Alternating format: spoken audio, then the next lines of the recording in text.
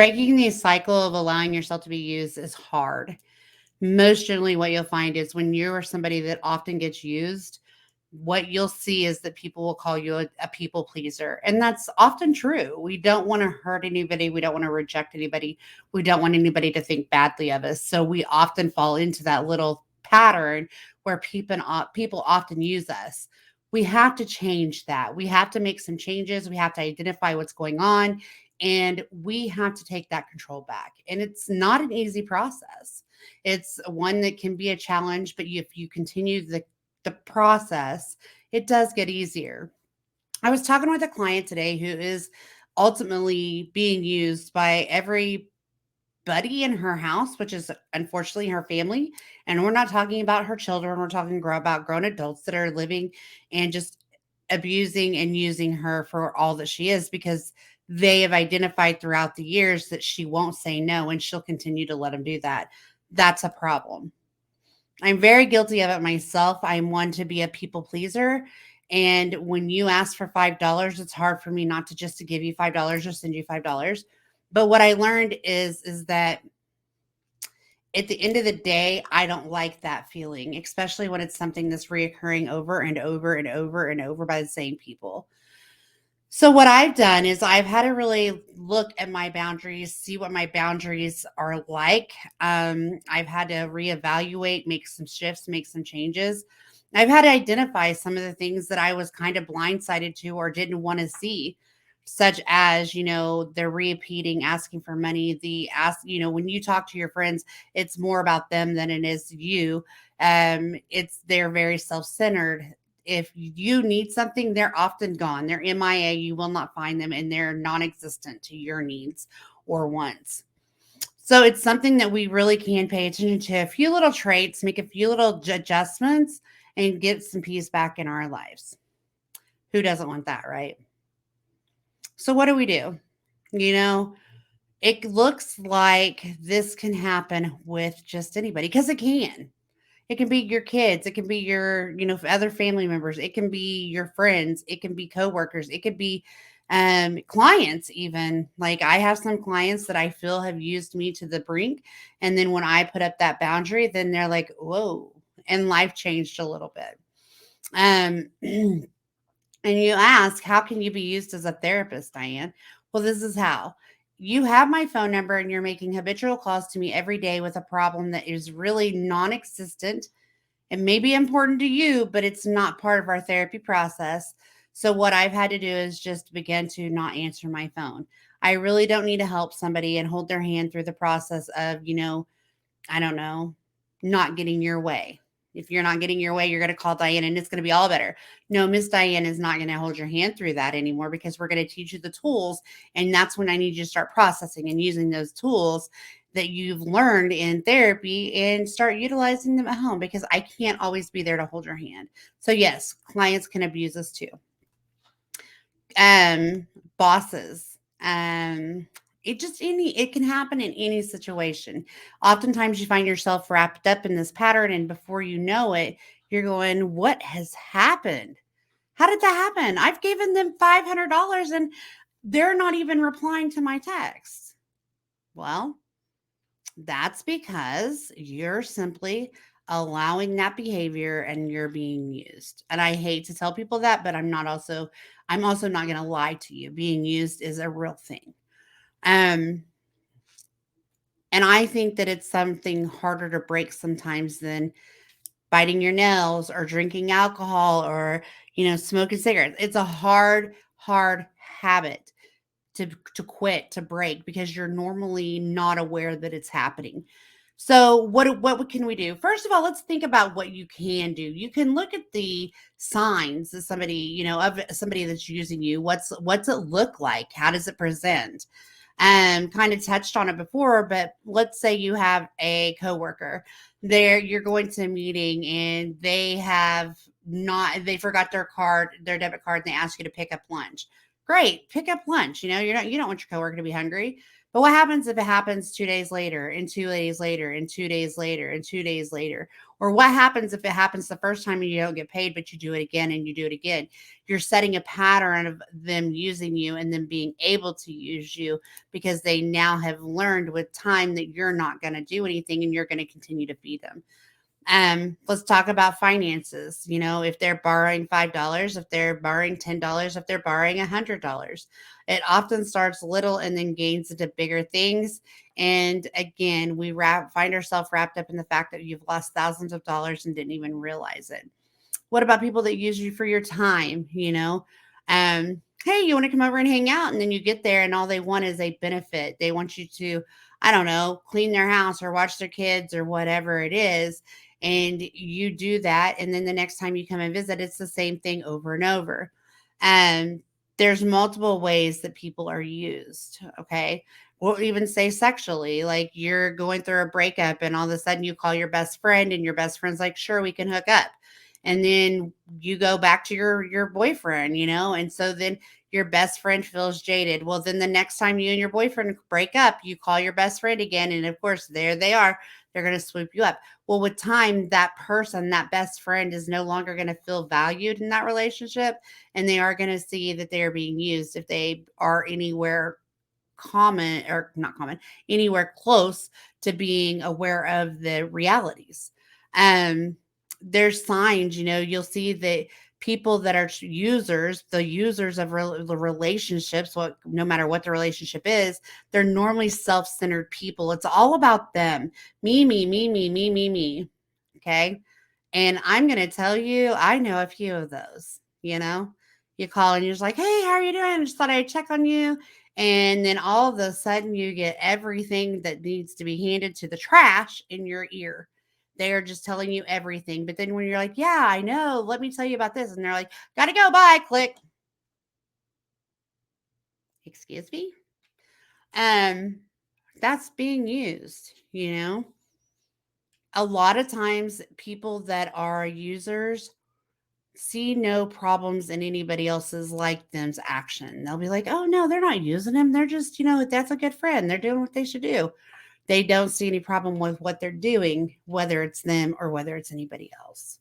Now, the quick fix to this is there's not one. There's not one. There's not a quick fix to this besides saying no. You can turn to a point where you just don't trust anybody and say no to everything. But in reality, that's not healthy either because there's still people that you want to help that you should, you don't want to reject, and it would be okay. So what we have to do is we have to be aware of who we're working with. We have to be aware of who we are. We have to be aware of who they are. We have to be aware of the situation. We have to be aware of what's going on and what happened. And then we have to investigate that. And if we choose, if we're ready, then we can proceed to help, or we don't have to help, whichever. One way that we do that is by learning what personal boundaries are. And boundaries aren't just don't touch me, you're in my space. It's your emotional needs. If you have emotional boundaries and you have personal space boundaries, there's several aspects of personal boundaries, and many of the times you get those people that just don't understand that by simply setting an emotional boundary or a boundary within, you can stop a lot of this negative behavior. um Boundaries are hard in themselves because you have to learn what they are. You have to figure out what your boundary is, and you go from there. um I have somebody that uses me, or not uses, I put a pretty good boundary up, but uses me to the point, or used me, and to the point of it took somebody else to tell me, what the hell are you doing? Do you realize a yada, yada, yada? And I'm like, oh, I didn't realize A, B, and C because you know what? A, B, and C to me was just natural process. It was just happening.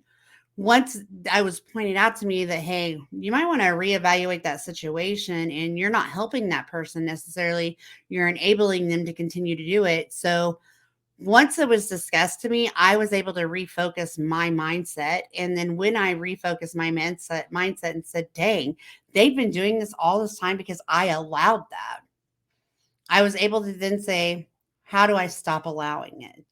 And it come to the point to where, hey, can I borrow $5?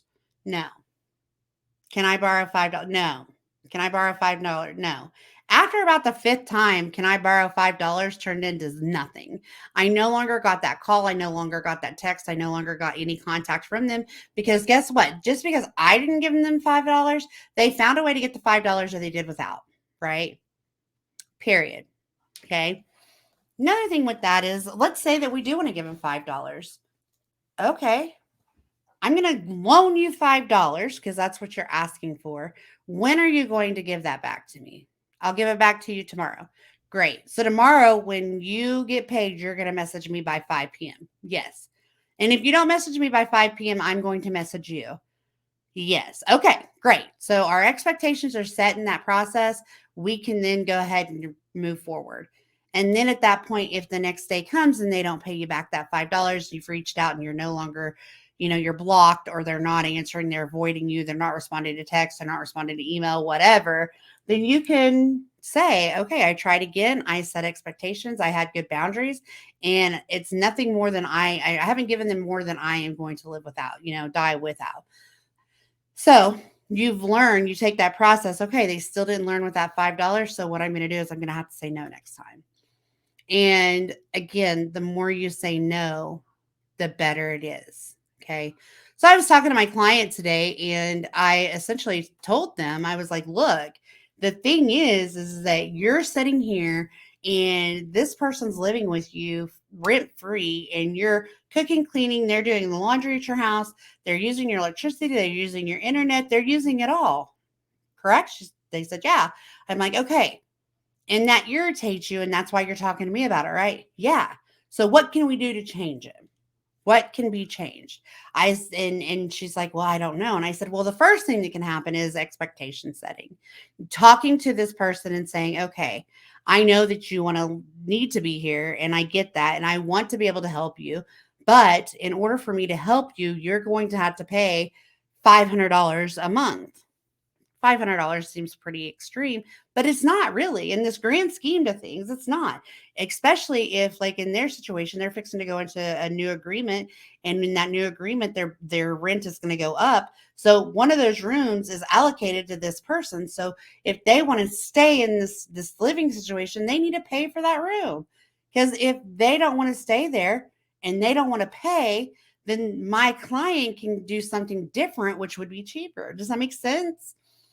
Well, she had to really scratch her head. Well, I just don't know how to do it. I don't know how to do it. I don't know how to do it. I don't know how to do it. I'm scared. I'm scared.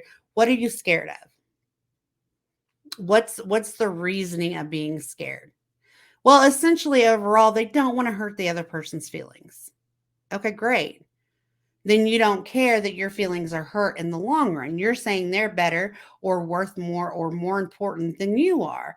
And so after a conversation and a cuss and discuss with her, um, I was able to get her to understand, hey, I'm not asking for more than what I'm giving out. I'm not asking more of this person than what I am going to do. And matter of fact, my client is still going to be doing more because they are going to occupy 3 of those rooms. So they're going to pay the majority, right? And they're okay with it. So it's like I told them, you are not being disrespectful by asking for help. To me, it's almost disheartening that you would think that it's disrespectful asking them for help because, again, I feel that you don't understand your value, your worth, your time, your money, your efforts, and all the things. Um, so we came up with a little thing, and I'm like, okay, so this is what we need to do. Here's A, B, C. First of all, you need to talk to this person and you need to tell them the concerns that you have. You need to present the questions of would you be able to afford $500?